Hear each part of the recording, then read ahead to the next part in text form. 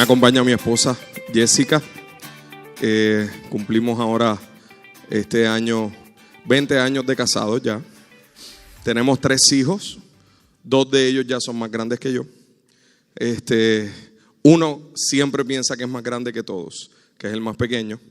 Ese tiene 11 años, el mayor ya cumple 17. Este año comienza la universidad, así que es un reto interesante. Yo me siento bien joven, así que yo comencé bien joven a dar clases y ya tener un hijo universitario me parece muy interesante. Es decir, que estamos ante una audiencia que me fascina estar. Y a mí me pusieron esta hora, porque como yo hablo como los reggaetoneros, usted se mantiene despierto. Entonces, como esta hora es difícil, me dijeron, vamos a poner al boricua, que el boricua ahí hable ahí y se tire un par de canciones. Yo no canto, porque yo canto bien, pero se oye mal. Y además de eso, quiero decirle, lo dije ahorita, pero quiero hacer, ¿verdad?, el disclaimer, que si hay alguna palabra que yo digo que eso es para ustedes o que es mala, Dios me permite decirla aquí. ¿Por qué? Porque yo no sé que es mala para usted, porque para mí no lo es. Así que me disculpa desde ya por si acaso algo digo que está mal. Porque me dieron una lista como de cosas que decimos nosotros que usted no dice, así que era como que demasiado grande. Es lo mismo, yo lo perdono a usted dice cosas que también yo no digo, ¿verdad? Dentro de este ambiente eclesiástico, cristiano y puritano. Entonces, para mí es una bendición realmente estar aquí. Yo creo que el Señor ha estado desafiándonos sobre todas las cosas. Y yo más que nada lo que quiero es inspirarte. Quiero inspirarte a que una vez yo estuve ahí sentado también escuchando a gente hablar sobre cómo manejar los procesos universitarios. Mi primer impacto con lo que tenía que ver con la universidad fue a los 14 años, cuando un pastor, interesantemente, hoy en día yo presido una junta de directores donde ese pastor es como la voz de mentoría en esa junta de directores, y le decía, mira, voy a contar una historia tuya y mía. Y él, ¿cuál? Bueno, yo tenía 14 años, tú no te acuerdas porque tú estabas hablando al frente, yo estaba acá recibiendo la inspiración tuya. Y él decía que necesitábamos ser gente que en todo lugar entendiéramos la realidad de vivir en un campo misionero. Que entendiéramos que somos misioneros de forma regular en todo lo que hacemos en nuestra vida. Y que lo que decidiéramos estudiar, miráramos siempre que hay un plan más grande. Y que ese plan no se trata de nosotros, sino se trata de lo que Cristo ya hizo. Y que viéramos cualquier cosa que hiciéramos como una continuación de ese plan.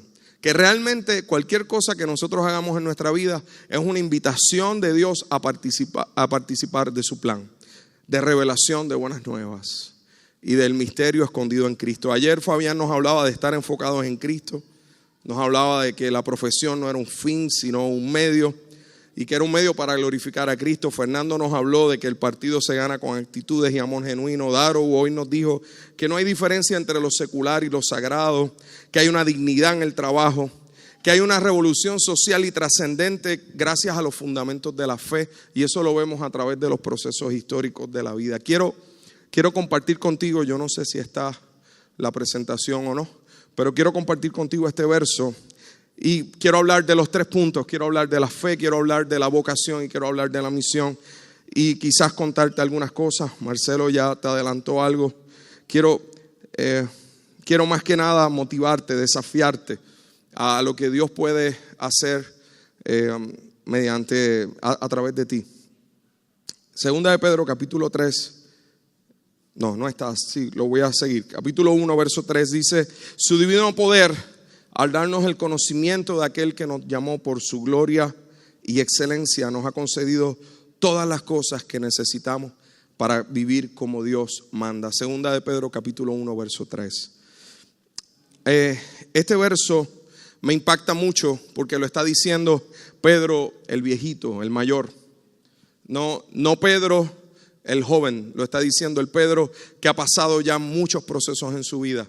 No sé si alguna vez usted ha reflexionado sobre esto, pero aquí dice que Él nos dio el conocimiento y que nos llamó por su gloria y excelencia y que nos ha concedido todas las cosas que necesitamos para vivir como Él manda.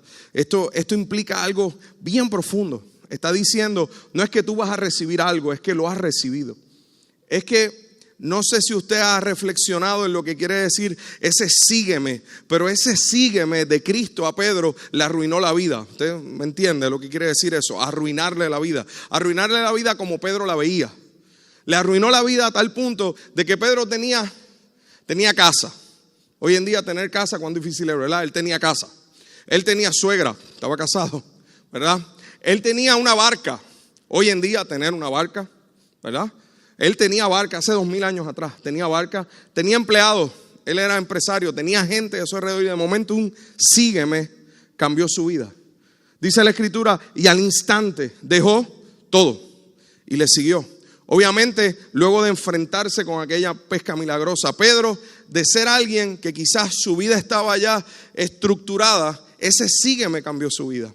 Igual como ese sígueme cambia la vida de aquel que entiende que el evangelio verdaderamente es transformación de propósito, es transformación de dirección. Entonces, yo no puedo visualizar el que si ese poder transformador del evangelio es tan gigantesco, todo lo que hay a mi alrededor no cambia. Porque la verdad reveladora de Dios por medio de la transformación es que su relación, la relación que tú y yo tenemos con Dios cambia para siempre. Y si esa relación con Dios cambia para siempre, la relación con mis semejantes cambia para siempre. Amo a Dios sobre todas las cosas, amo a mi prójimo como a mí mismo. Eso es trascendental, eso cambia todo. Cambia todo mi enfoque, todas mis fuerzas, todo lo que decido o anhelo hacer. Entonces, cuando hay esa transformación, entendemos que vivir en fe es una vida que definitivamente produce frutos. Y produce frutos porque hay una identidad nueva. Y esa identidad nueva me muestra literalmente cómo Dios entonces, transformando mi vida, muestra su gracia a otros a través de la vocación con que hemos sido llamados. Hablar de fe implica un proceso continuo. Por eso Pedro decía, añadid a vuestra fe virtud, a la virtud entendimiento, al entendimiento dominio propio, al dominio propio constancia. Si usted se da cuenta, está hablando de un continuo. La transformación no es algo que ocurre ya, es algo que ocurre a través de nuestra vida. Y en el proceso de vida, entonces, cuando entendemos ese continuo, nos damos cuenta de los frutos que Dios permite que surjan a través de aún los dones, los talentos, aún las pasiones que has tenido en algún momento. Entonces, ¿a qué yo le llamo vocación? Vocación le llamo a una acción de ser llamado. Y específicamente la Escritura me habla cuando Pablo decía que fuéramos dignos, ¿verdad? Dignos de la vocación con que fuimos llamados. Ya apareció. Ok. Bueno, ya brinqué bastante. Si puedes darle hacia adelante, te lo voy a agradecer. Quizás sería bueno que entonces llegaras a Hechos 17. Sigue, ahí sigue. Estamos en vivo. Ok. Aquí. Muy bien. Entonces, Hechos 17. Quiero compartirte este verso porque quizás es uno de los versos más interesantes para nosotros. Gracias. Para nosotros entonces poder mirar este caso de Pablo. Decía ahorita en el foro que es interesante los casos de Pedro y Pablo. A mí me fascinan ambos porque son dos personas que llegaron al mismo lugar pero por caminos diferentes, ¿verdad? Pedro era un don nadie y el Señor lo hizo algo, y Pablo era alguien y lo hizo un don nadie, ¿verdad? Eso me gusta eso del evangelio, porque el evangelio lo que nos dice es que tú no vas a llegar por la misma ruta, pero vas a llegar al mismo lugar. Ahorita cantábamos de la fidelidad, ¿no? De fiel, lo que quiero es ser fiel, y ese es el premio, ¿no? Llegar delante del Señor y que Él nos diga, has sido fiel. en lo que te he encomendado has sido fiel. Entonces, lo que Dios te ha dado, las pasiones, el amor, los talentos, necesitas ser fiel en eso. Necesitas ser fiel en lo que Dios te dio. No fiel a ti, fiel a Él.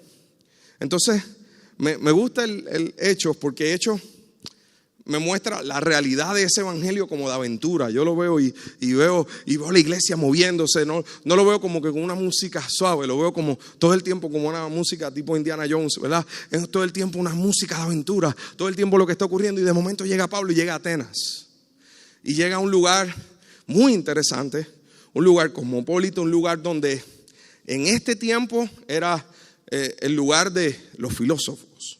Era el lugar, ¿verdad? Filósofo, ¿verdad? Viene de sofos, sabiduría, filo, amor. Así que era amor a la sabiduría. Era gente que mezclaba sus emociones con sus procesos trascendentales racionales. Y allí estaba una gente que eran los epicúreos y los estoicos. Ahora mismo hablaremos de ellos, son gente muy interesante. Quiero hoy plantearte algo que quizás es mi forma de ver la vida, pero quisiera leer primero. Esta gente, estos estoicos, epicúreos que estaban allí, más los que estaban cercanos a lo que Pablo estaba llevando, dice que lo llevaron a una reunión al Areópago.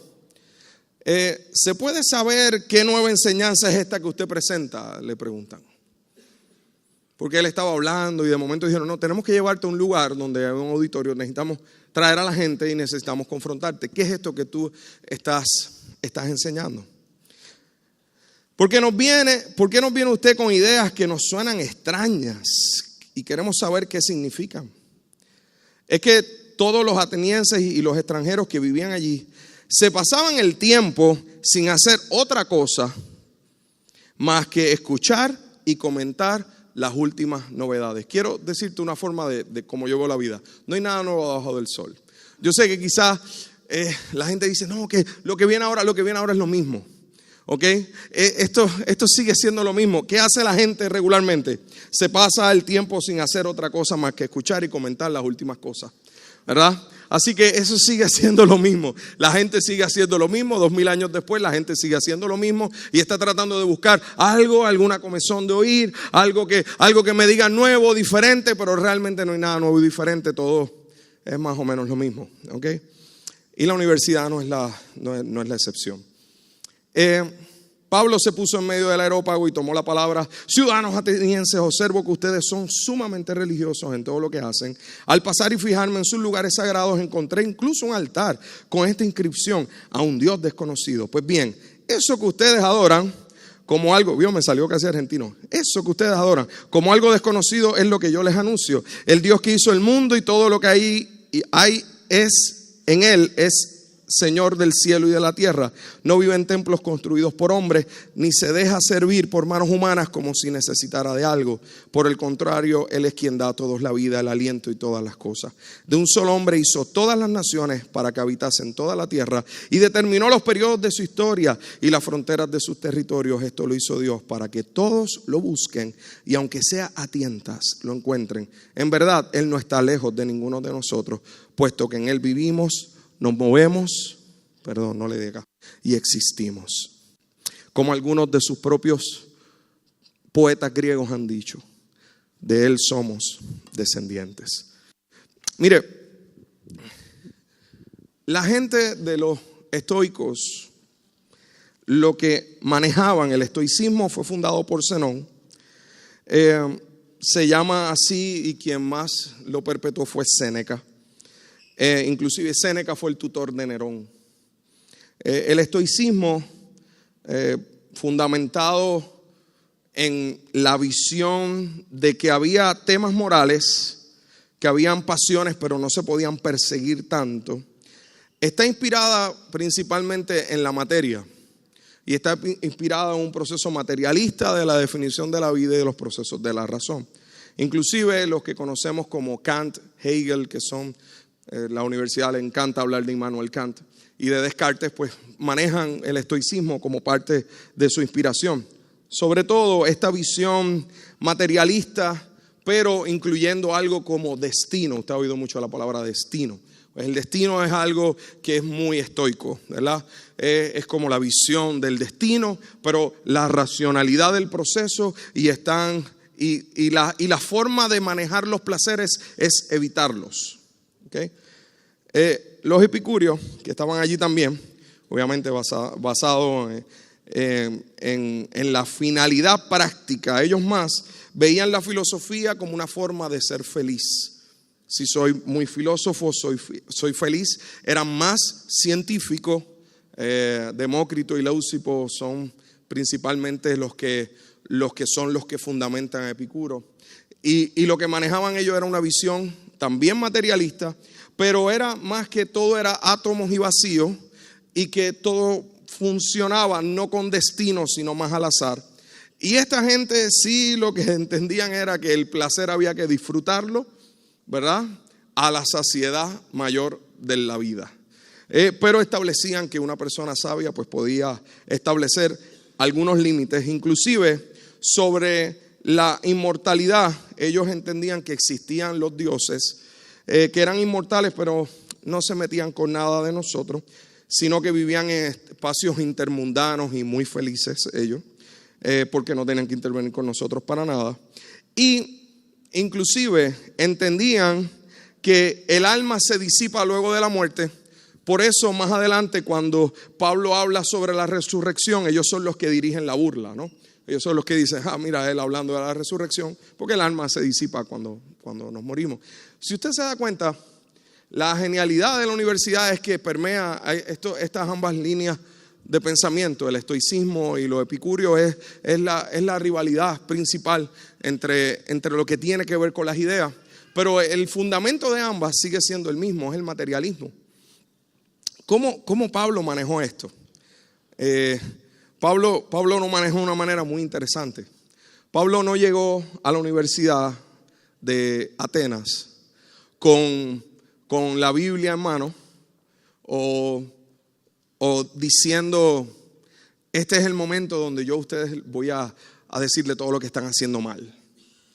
Él llegó con el evangelio en su corazón muy claramente. Él llegó pensando más en ellos.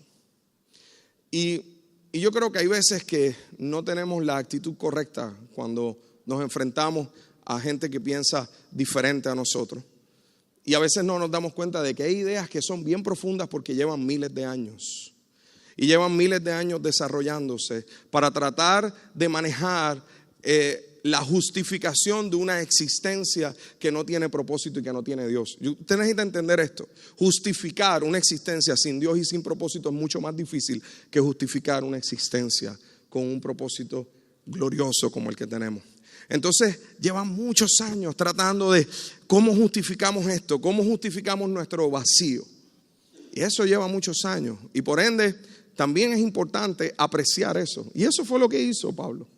Me fascina. El primer paso, yo aquí determiné 4 pasos. El primero, él apreció lo que ellos hacían.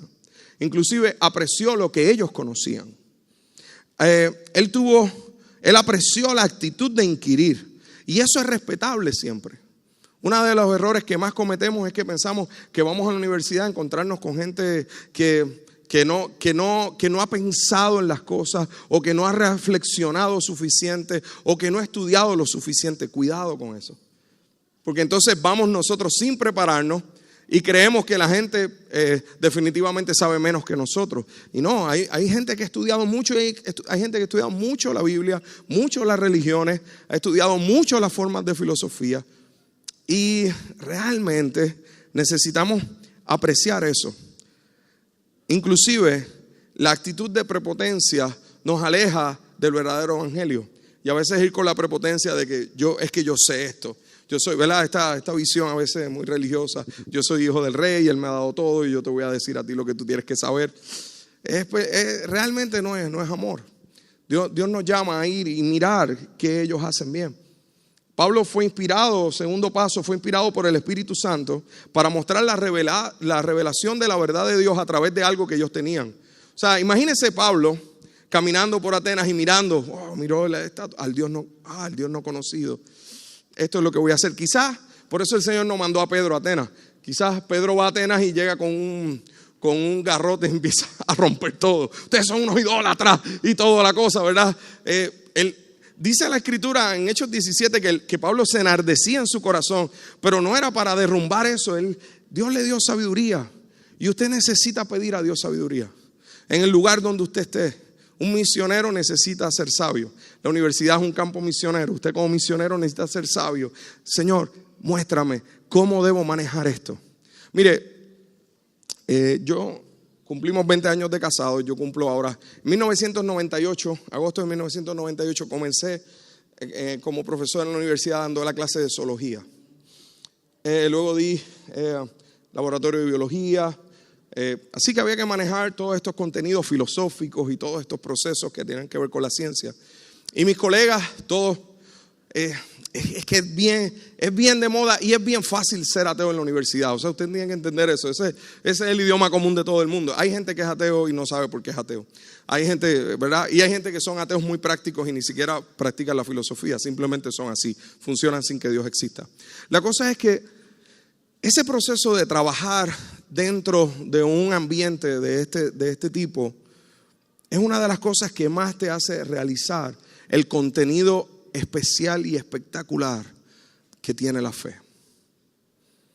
Es entender que esta vocación, ¿verdad? Esta fe y vocación que estamos hablando, cuando tú ves la realidad del evangelio en acción, por ejemplo, en mi campo, en medio de la ciencia, es sorprendente. Los ateos sorprendidos con cómo funciona el flagelo de una bacteria. ¿Sabe lo que es el flagelo de una bacteria? El flagelo de una bacteria es el rabito de la bacteria, el que hace que la bacteria se pueda mover y pueda funcionar. Ese flagelo de la bacteria, eso es algo impresionante. No pienso darle toda una clase, pero ese flagelo necesita 40 proteínas para poder moverse. Necesita codificación de 40 proteínas diferentes. Si tiene 39 proteínas, no se puede mover. Entonces, si no se mueve, lo que ocurre es que se muere. Entonces, ¿qué dice la evolución? La evolución dice que sobrevive lo más apto, bueno, realmente, mire, eso es tautológico. Hago un paréntesis. Sobrevive el más apto o sobrevive el más fuerte, es tautológico. Sobrevive el más fuerte. Bueno, ¿realmente los más fuertes sobreviven? No, hay veces que por ser débil tú sobrevives. Así que sobrevive el más apto. Bueno, es que hay veces que puede ser que haya alguien que sea una especie que sea muy apta, pero de momento ocurrió un cataclismo, se murieron todas las especies aptas y sobrevivió la que supuestamente es menos apta. Así que ¿quién sobrevivió? Bueno, es que probó que ella era más apta que la que entonces supuestamente pensábamos que era más apta. Así que ¿qué rayos es esto? Pues que sobrevive el que sobrevive. Por ende no estás diciendo nada. ¿Se da cuenta? Entonces, pero lo seguimos repitiendo y se oye bien, pero no dice nada. Es tautológico. Entonces, en ese aspecto, el flagelo de la bacteria, volvemos otra vez, ¿se acuerda? Estamos en el flagelo, todavía se está moviendo la bacteria. Que dicho sea de paso, mire, si las bacterias, usted y yo no estaríamos bien, ¿o yo? Nosotros necesitamos las bacterias siempre. A veces queremos vivir en un mundo antibacterial y usted anda con 265 cepas diferentes de bacterias en su estómago para poder hacer la digestión del almuerzo que se acaba de comer. Así que dele gracias a las bacterias. Entonces, esos flagelos de bacterias que necesitan 40 proteínas, si tiene 39 proteínas, no se mueve. Por ende, no sobrevive. Y si no sobrevive, no hay gradualismo, no hay evolución. Esa bacteria entonces no puede seguir manejando el proceso evolutivo, ¿cierto? Qué interesante. Porque eso apunta más a Dios que al azar. Porque cómo entonces poco a poco fueron uniéndose una proteína, la segunda proteína, la tercera, la cuarta, la quinta, hasta llegar a la 40 para que se moviera. No había forma, el gradualismo no permitiría que sobreviviera. ¿Me entiende? Eso según Michael Behe, ¿verdad? Bioquímico de Berkeley, es lo irreductiblemente complejo de lo que nos rodea. Hay cosas que son irreductible complejas, es decir, tú no las puedes reducir más. Una ratonera es ratonera porque tiene todo, tiene resorte, tiene la madera, tiene todo. Si le quitas una parte, no va a cazar el ratón. Por ende, no es ratonera, no lo puedes reducir. Y hay circunstancias biológicas, genómicas, genéticas, que son irreductiblemente complejas. Para el científico, él se detiene y dice, el misterio de la ciencia. Esto no sabemos cómo. ¡Wow! ¡Qué impresionante! ¿Cómo necesita 40 proteínas? Y acá estoy yo al lado del doctor Edwin Vázquez de biología molecular y lo miro y le digo, eso es Dios. Mira su diseño. ¿Entiende? Él está sorprendido con la ciencia y yo estoy sorprendido con la creación. Entonces, es como por ejemplo el ADN. Hablamos regularmente del ADN, timina, guanina, citosina, ¿verdad? Y vemos los componentes. Usted sabe que uno de los grandes misterios de la biología es que todo ser vivo contiene la misma cadena elíptica de ADN. Usted sabe que lo que usted carga como código de herencia es lo mismo que carga una cucaracha, una gallina, no sé, un helecho, acá le dicen helecho a las plantas. Un cangrejo, por ejemplo, usted y yo tenemos 23 pares de cromosomas, 46. Un cangrejo puede tener 250 cromosomas. Un helecho puede tener 1200 cromosomas. Eso no lo hace más sabio, ¿cierto? O usted se para frente a un helecho a pedirle consejo, ¿verdad? No va. Dame un consejo, tienes 1200 cromosomas, brother. Tú debes de saber algo más allá de esto. Lo impresionante es que el ADN, usted lo puede buscar en cualquier libro de biología, no importa, busque el que sea, y usted va a encontrar que qué explicación puede darte un científico a que el ADN sea el mismo en todos los seres vivientes. Bueno, aquí es donde yo relaciono la ciencia con el arte. Cuando un artista termina su obra, ¿qué hace? La firma. Pues para mí esa es la firma de Dios. Dios firmó su creación. El ADN es el único código de herencia. Y no solamente eso, acaban de publicar hace 2-3 años, Francis Collins dirigió lo que se llama el genoma humano. Y el genoma humano, de más de 6-7 años de estudio del genoma humano, halló este principio: 99.5% somos iguales. Toda la raza. Se hizo un estudio en toda la raza. ¿Usted sabe lo que es eso? Ese 0.5% de diferencia es donde están las enfermedades genéticas, que pueden ser las que a algunas razas pueden sobresalir a otras. Somos iguales. El ADN sigue siendo el mismo. Entonces, ¿qué ocurre? Usted necesita comprender esto para comprender la magnitud de ese Dios no conocido al cual esta gente adora. Porque ellos adoran a alguien que se llama el azar. Y regularmente adoran al azar. Sin embargo, cada vez más se dirige todo hacia un diseño. Eso es lo sorprendente.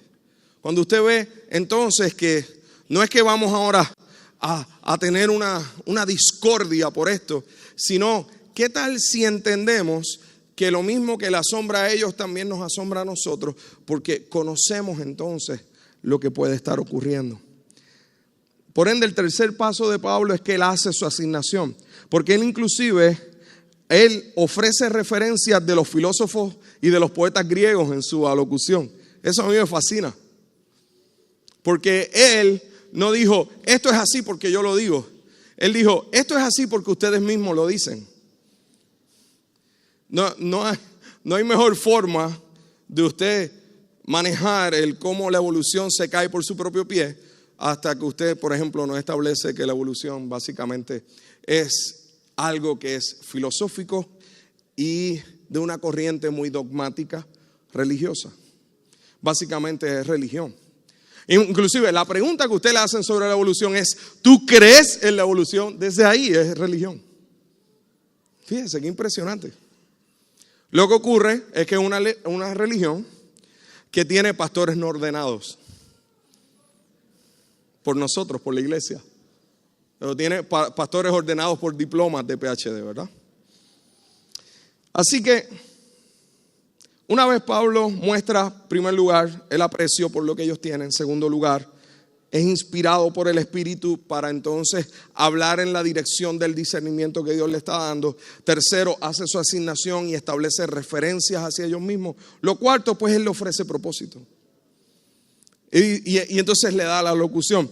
Dios hizo todo esto para que si le buscas, le encuentres. Él no está lejos, aún a tientas que puedas encontrarle. Entonces, mire, cuando usted le da un propósito eterno a alguien, usted lo hace desde la perspectiva de que nosotros somos gente normal. Escúcheme bien, necesitamos más gente normal. ¿Me escuchó? Necesitamos más gente normal. Gente que muestra sus debilidades. Yo aquí, mire, no estoy parado con mis títulos. No, eso no es lo que lo hace importante. Yo estoy aquí parado y hablando desde mi propia debilidad.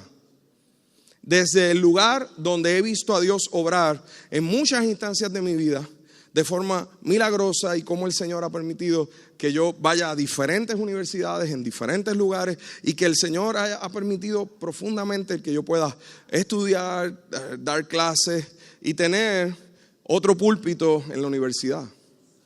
Hablo desde el lugar, no desde hice tantas cosas bien que ustedes necesitan imitarme. No, hablo desde el lugar, desde donde si tú decides poner tu mano en el arado y tú decides abrir tu corazón genuinamente a decir, Señor, yo quiero serte fiel en el lugar donde estoy. Yo estoy convencido que desde el lugar donde estás podrás cumplir la misión, que es la tercera parte de esta enseñanza. ¿Cierto? Fe, vocación y misión. Y la misión, Jesús dijo esto. Y te voy a pedir esta licencia de lo que dijo Jesús. La definición es acción y poder. Y Jesús dijo, ir por todo el mundo y predicar el evangelio. Pero quiero pedirte que me permitas hacer esta licencia poética. Quizás cambiar un poco el mundo y decir que por todo el mundo sea las artes, la cultura, la música, la educación, influencia en los gobiernos, desde un punto de vista de ayuda social, la empresa, la medicina, la industria. Fíjese, ir por todo el mundo. A veces pensamos geográficamente nada más. Ir por todo el mundo. Judea, Jerusalén, Samaria. ¿Verdad? Nos volvemos bien religiosos, chévere. Y se oye bien bonito, nos lo aprendemos. Hechos 1:8, pero recibiréis poder y vamos de misiones. Y como decía Daro, pues es más emocionante fuera de nuestro país. No, es que tú eres un misionero endémico. Es que el que no es misionero aquí no lo va a poder ser en otro lugar. Definitivamente. Tienes que florecer donde Dios te plante. ¿Y qué tal si podemos impactar ese mundo? Interesantemente, a mí el Señor me permitió dar clase en la Universidad de Artes Plásticas de Puerto Rico. En esa universidad van todos los artistas plásticos y las clases que odian son las que me tocaron a mí dar, ¿verdad? Imagínense, clase de ciencia y matemáticas. Yo tenía un estudiante que entraba descalzo a la clase. Se quitaba los zapatos y él decía, es una deshonra que yo tenga que tomar esta clase. Y se sentaba. Todos los días decía lo mismo. Tuve que cambiar el currículo completamente, irlo hacia simetría, Leonardo da Vinci. Pedirle a Dios discernimiento, que me inspirara a Dios. Y fue una gran bendición porque entonces ese estudiante terminó haciendo su tesina en simetría de espacios y terminó presentando una escultura basada en simetría y utilizando la matemática. Así que eso fue muy revelador y fue de mucha bendición. No solamente eso, usted y yo necesitamos entender que no es llevar el evangelio. Yo creo que deberíamos dejar esa, ¿verdad? Hay que llevar el evangelio, ¿no? Yo creo que necesitamos vivir el evangelio. Entonces, cuando alguien vive el evangelio, entiende que hay un prejuicio regular. Ustedes están pasando circunstancias aquí, nosotros estamos pasando circunstancias allá. Y son las mismas circunstancias que la iglesia, que Pedro dice, mira, esto está pasando alrededor del mundo. ¿Qué hay sobre la iglesia en este siglo XXI? Hay prejuicio de que la iglesia no es relevante. Hay prejuicio de que la iglesia se roba el dinero. Hay prejuicio de que engañamos al pobre, de que adoctrinamos al intelectual. Hay prejuicio de que no socorremos al afligido. Por ende, nuestra misión es vivir el evangelio mostrando gracia. ¿A quién? Al pobre, al afligido, al intelectual, al académico. Necesitamos discípulos. Gente que se toma en serio lo de ser discípulos. Yo quiero ser discípulo. Yo quiero abrir mi corazón a vivir como alguien discipulado.